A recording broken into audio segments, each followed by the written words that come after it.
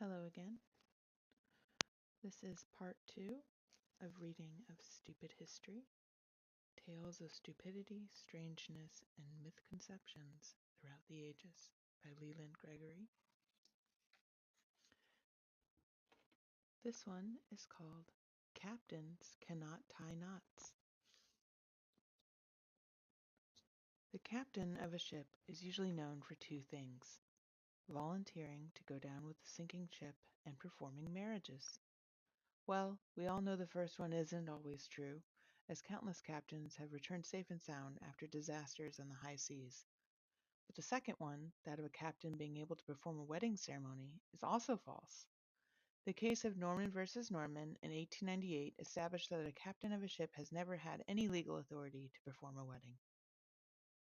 Huh. You know, if that's true, it's pretty funny because I've seen in numerous Hollywood videos and whatnot that people getting married on boats. I wonder if these captains are going online and getting certified to officiate and then upholding the myth. Or maybe it isn't a myth at all and this is just not true. I don't know. Here's one of those lovely footnotes that I'm not sure if it has anything to do with it, but let's give it a read. George Washington could never have thrown a silver dollar across the Potomac River. The first dollar coin was minted in 1794, just 5 years before Washington's death. Also, the Potomac is over half a mile wide at its narrowest point. It's a little nail painting emoji there. Was that super cringy that I said that? I don't know. My daughter probably would think so. The evening star is a stand-in. Shortly after sunset, one can see a bright beacon of light called the evening star over the western horizon. There is no use wishing on this star, as it is an impostor. It's actually the planet Venus. Okay. Another footnote. Corn oil is derived from corn, so banana oil must come from bananas. Actually, banana oil is a petroleum chemical used in liqueurs and glues that has a faint banana scent. Ugh.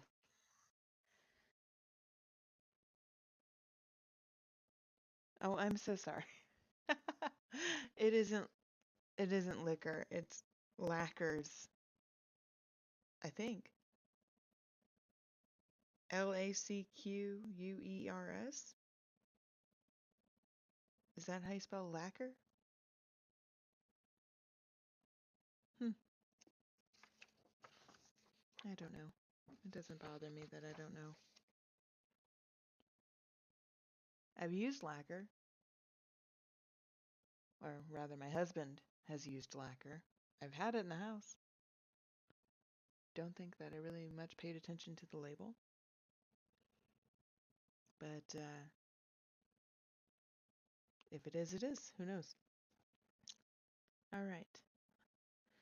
The next one is real steamboat inventor steamed. Robert Fulton is usually credited with inventing the steamboat in 1807, and the name of his boat is given as the Clermont. But, as you'll find from most of the entries in this book, like steam, most of what we know about history is full of hot air. A man named James Rumsey exhibited a crude steamboat on the Potomac in 1784. And 3 years later, John Fitch demonstrated a 45-foot steamboat to the Continental Congress. Fitch tried to establish a regular passenger service between Philadelphia and New Jersey, but his venture ran out of steam.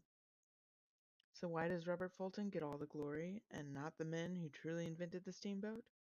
Because Fulton established a successful steamboat line on the Hudson River between New York and Albany, and we usually remember people who became popular. Fulton's boat was called North River Steamboat, but because the town of Clermont was the first port on its route, it acquired the nickname Clermont. John Fitch, who was granted the patent on the steamboat in 1791, died broke, while Fulton drove full steam ahead into our history books. That's usually how it goes, isn't it?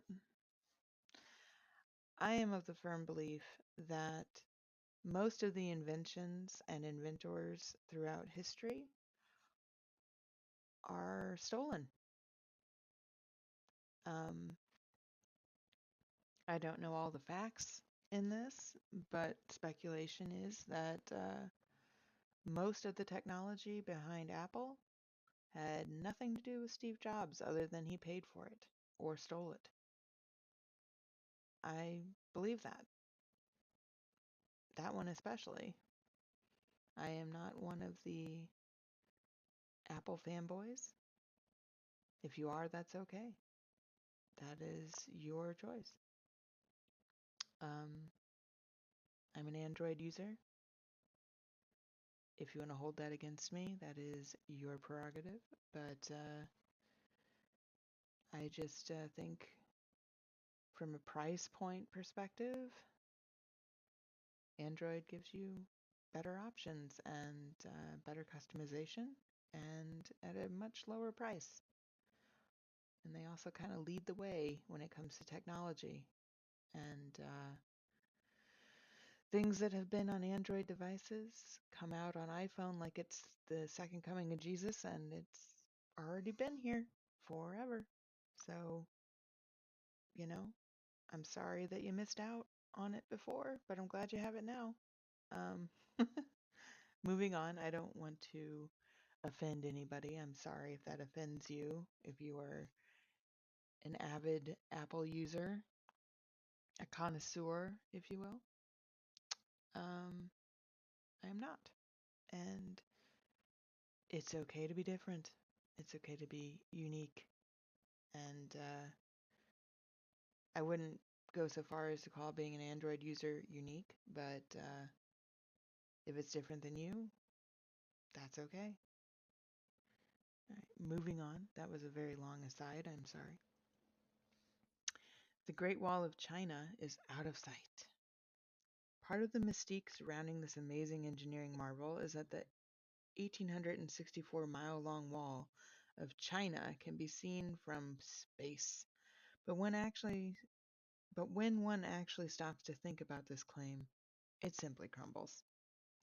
Why would the Great Wall be seen from space when Beijing's New Golden Resources shopping mall, the world's largest at 6 million square feet, can't be?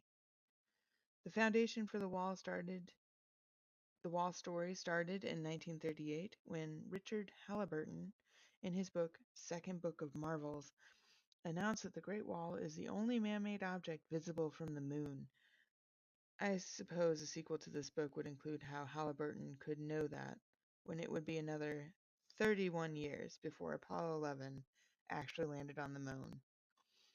And according to the astronauts, not even the Earth's largest mountain ranges are visible from the moon. Well, there's a lot to unpack there. There is such a thing as hyperbole, and more commonly, more layman term of fishtails. Those, it's an exaggeration. It's an emphasis to really demonstrate how large or whatever they're trying to describe it as is. I don't think that he needed to write a couple paragraphs about the outrage of it not actually being visible from space. I don't think anybody much cares. I don't think it takes away from the fact that long ago they had a coordinated effort to wall that much of land, or that much land rather. It's, it's a feat. It may not be as impressive as it was written about, but it's still very impressive. And, when people are so cynical and critical of things, it kind of makes you think, well, what have you done that you have this high horse on which you judge everyone else? Some of these pages do have things on there that are like, oh, darn, yeah, I wish I knew that. Some of them are just like, okay, you needed to fill a page. I get it. That's cool. But, I'm not going to take it that seriously. It doesn't really bother me. Um, all right. So, moving on. The next one. His name wasn't Schicklgruber either. Never heard that one. Adolf Hitler was neither a house painter nor a wallpaper hanger before he became ruler of Germany. He was a moderately talented watercolor artist, but flunked the drawing tests at the Vienna Academy of Fine Arts and was told his talents were better suited to architecture. In turn, he became the architect of the Third Reich and was responsible for one of the darkest periods in world history. Well, you can say that again. Um, yeah, probably the less said about him, the better. So let's move on to the footnote. Philadelphia brand cream cheese was not originally manufactured in the city of brotherly love, but rather in the Big Apple, New York. The cream cheese was branded Philadelphia to take advantage of the reputation for fine food the city had at the time. Huh. Well, I guess that's a PR move for Philadelphia to put that in there. I wonder if he's from Philadelphia. The next one is The Truth of William Tell Told. It's a disturbing story to say the least. An oppressive bailiff named Hermann Gessler was sent from Austria to Switzerland in the early 1300s to maintain control of the people. He placed his hat on a pole and ordered the citizens to salute or bow to the hat to show their allegiance. William Tell, along with his son Walter, walked by the hat without honoring it and were accosted by guards. Gessler forced William Tell to shoot an apple off his son's head in exchange for his freedom. Tell put one arrow in his crossbow and another in his quiver, and easily shot the apple from his son's head. When asked what the arrow was for, Tell told Gessler if he had hurt his son during the stunt, he would use the extra arrow to kill Gessler. Needless to say, Gessler got the point. He was infuriated by Tell's arrogance and ordered him imprisoned for the rest of his life. Wow. Tell's legendary prowess with the crossbow and unfailing love of freedom made him the hero of Swiss independence. Excuse me. The story would be even more disturbing if it were true, but it isn't. William Tell didn't have a son, didn't own a crossbow, and never even saw an apple. Why? Because William Tell never existed. The great 14th century hero of Swiss independence was born in the imagination of an anonymous 15th century storyteller. I quiver when I think how many people have been shafted into believing this story is real.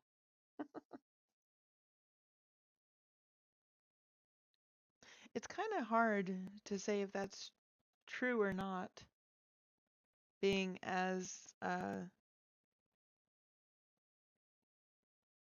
you can't really prove a negative, and then like you can't prove the non-existence of something um, other than to say it didn't exist.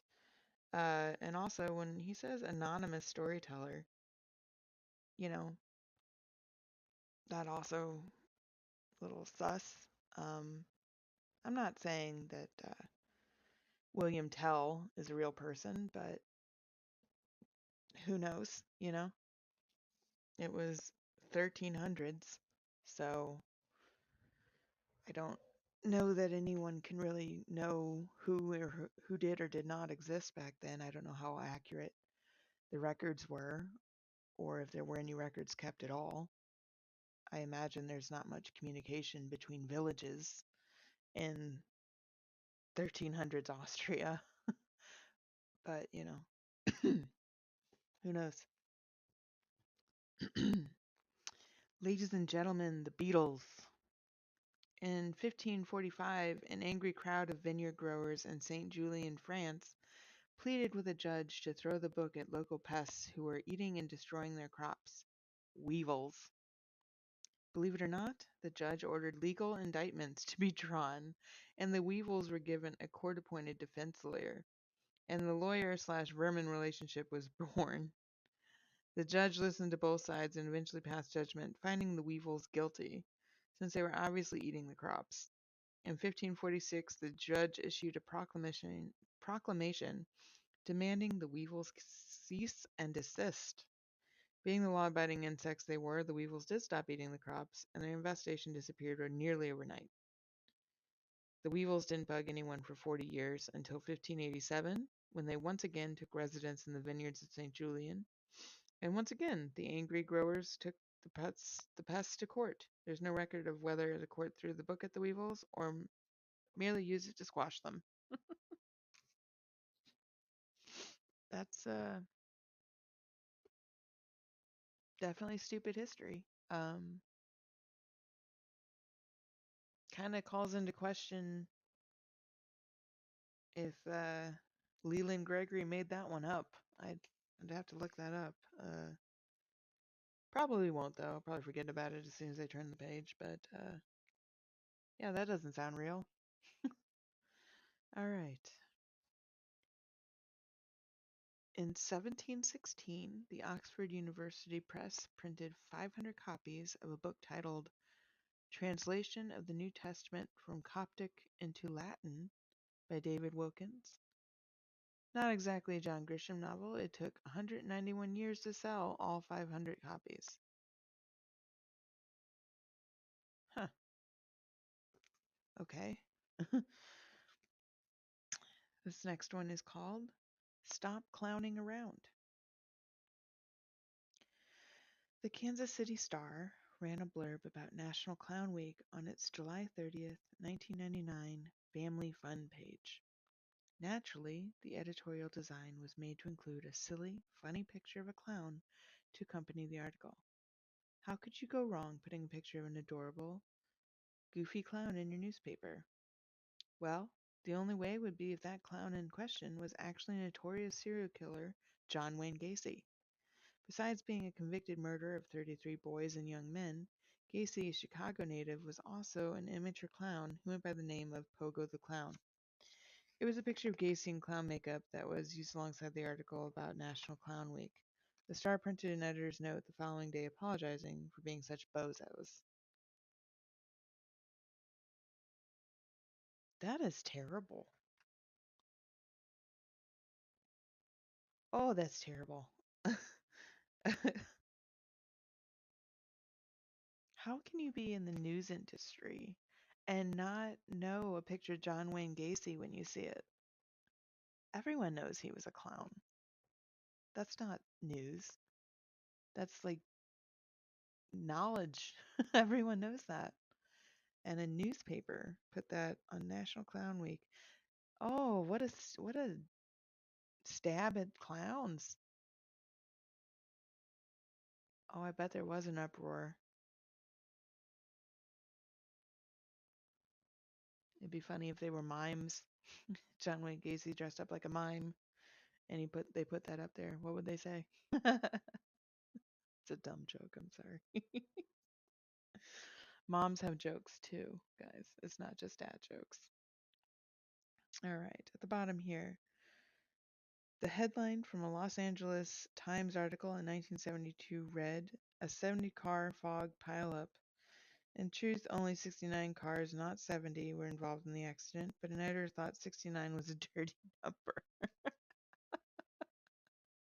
Well, it is. Yeah, I can understand not wanting to run that. People would probably clip it. But anyway, I'm gonna step off here now and wish you guys a great rest of your day. I hope that you enjoyed listening to this. Um, do what you will. You don't have to like, you don't have to subscribe, you don't have to do anything you don't want to do. I'm just doing this for fun. I doubt anybody's even going to listen to it. But if you do listen to it, I appreciate you. And I might make this a thing. Who knows? But like I said, have a great day.